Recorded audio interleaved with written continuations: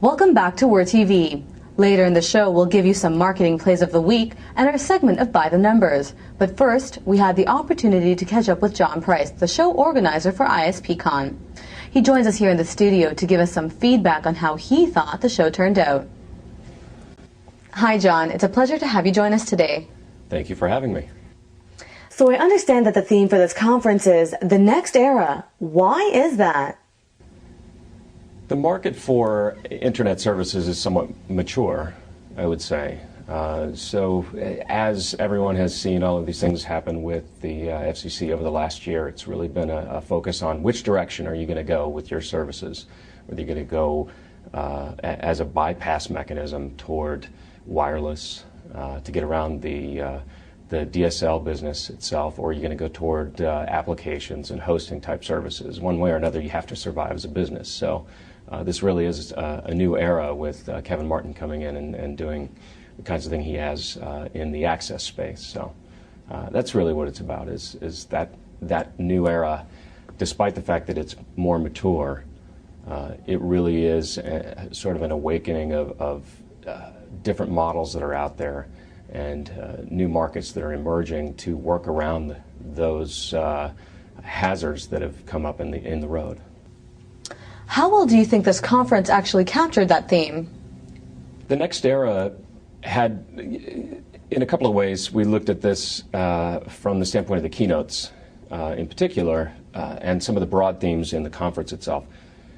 With COVID coming in here and talking about what they did over the last couple of years, getting into VoIP, getting into wireless, they're beginning to acquire wireless, just bought NextWeb, and with the hosting segment themselves, the people that we had on the panel there are interesting things happening out there, but they're not necessarily rocket science.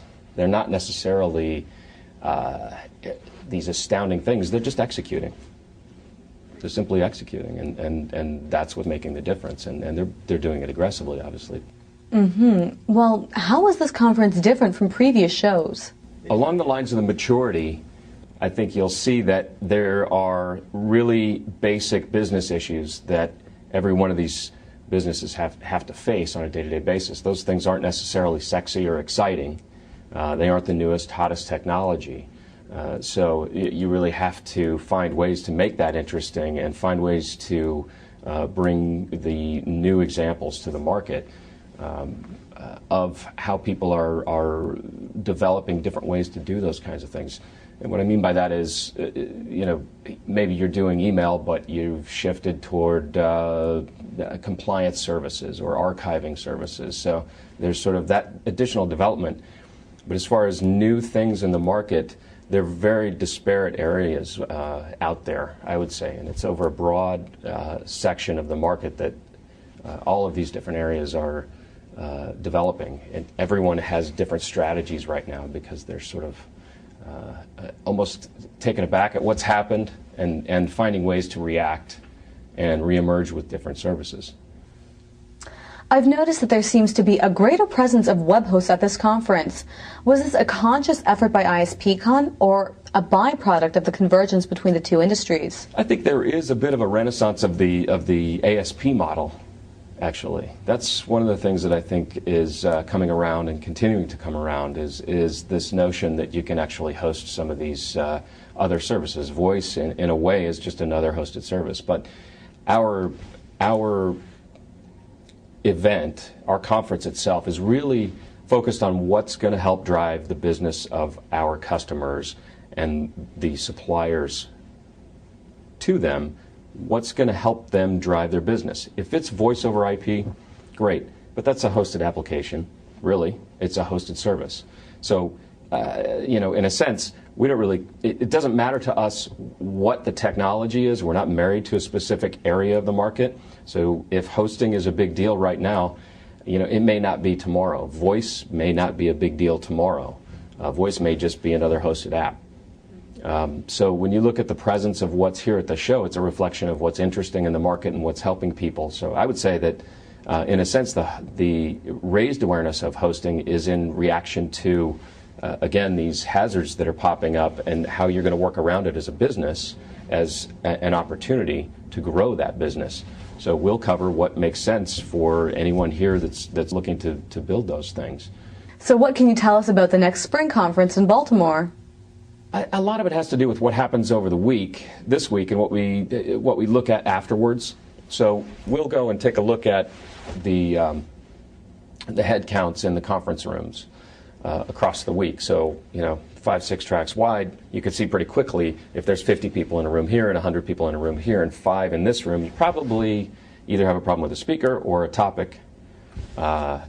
And so you take a look at that kind of information.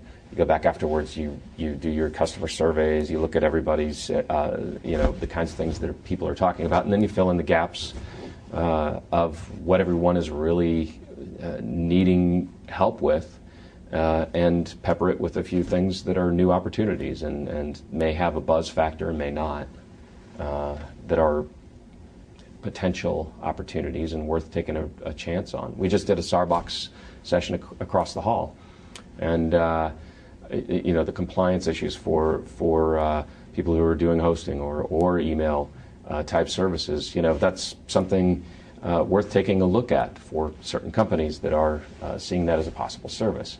Is that something everyone wants to do today or tomorrow for that matter? Maybe not, but it's worth taking a look at because it's a big opportunity for some. And again, we'll go back after the show. We'll take a look at how many people were in the room and the feedback from the sessions, and we'll determine whether that's something to take forward as well. Great. Well, Jon, I know ISPCON has been keeping you busy, so I want to thank you for coming in and taking the time to answer our questions. And thank you very much for doing the service to the community and the industry of producing this show. I think it's a wonderful show, what you're doing, and Macromedia, Adobe, whatever you want to call them these days, should be very thankful that you are providing a showcase for Flash video, because it's a great thing that our industry should be applying to their businesses as well. And you're providing excellent content on a regular basis, and obviously we really enjoy working with the WHIR. You are an absolutely professional organization to work with and an excellent partner, so thank you. Well, thank you, Jon. See what's inside the current issue of WHIR magazine.